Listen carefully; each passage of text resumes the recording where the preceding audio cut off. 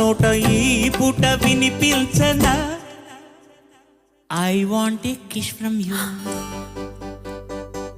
ఇవ్వాలి ఇవ్వడైనా మీరు ఏది అది అమ్మాయి గారు.